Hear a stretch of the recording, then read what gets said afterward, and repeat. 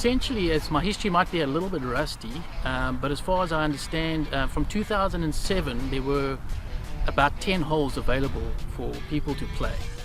They didn't have the clubhouse then, so it was kind of a makeshift at that point, and I think only late 2009, 2010 is when we essentially had 18 holes for members to play, as well as I think the gatehouse then was, which is now a clubhouse, was constructed. So Donnie Obermeyer along with Sally Little are the course designers, and I tell you what, I mean, if you haven't played this golf course, then you haven't played the best greens in the Garden Route.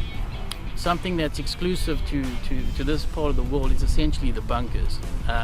That makes the course pretty challenging. Anybody that you'll speak to that's played this course will tell you it's definitely a course of two nines, two parts. The first nine kind of lulls you into a sense of security. Pretty much what you see is what you get. But the back nine definitely, that's when, as we say, Kingswood kind of shows off a little bit.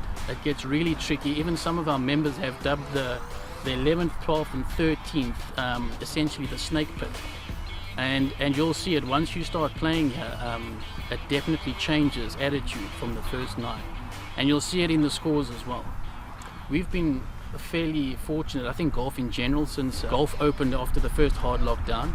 And I think there's a lot of people that were playing golf many moons ago that actually started up playing again because, you know, there was so much restrictions. You know, you couldn't play many sports, or you couldn't go and watch, you know, other sports. So, you know, people needed to do something. And like I said, we've been well supported by the locals, which has been awesome. And I mean, like with the 10s today, I mean, the guys have come out from Johannesburg and all over the show to support, which is world class.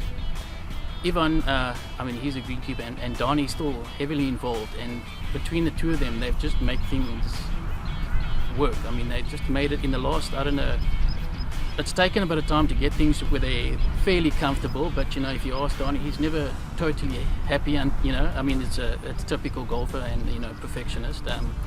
And the two of them work phenomenally together to, like, as you can see, I mean, the golf course is looking in amazing condition.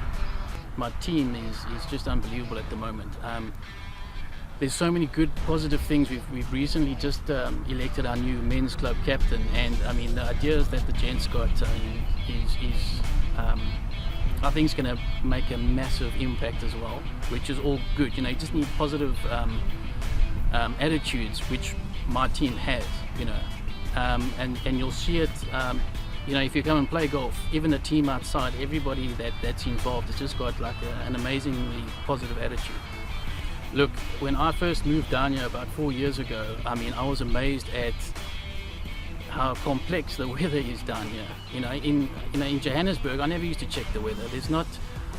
I think I've downloaded 3 different apps since I've been here, just so that I can figure out what's going on here. Part of, you know, the unpredictability of the weather is part of George's charm, in all fairness. You know, because it can be 38 degrees at 10 o'clock, and then at 3 o'clock it'll be 15 degrees. So, I mean, general rule of thumb is always bring a jacket, even if the sun's out. But, you know, I must say, running these days, we don't have things like, or often, we don't have like thunderstorms, so we don't have to worry too much about the golfers, and this course trains unbelievably well.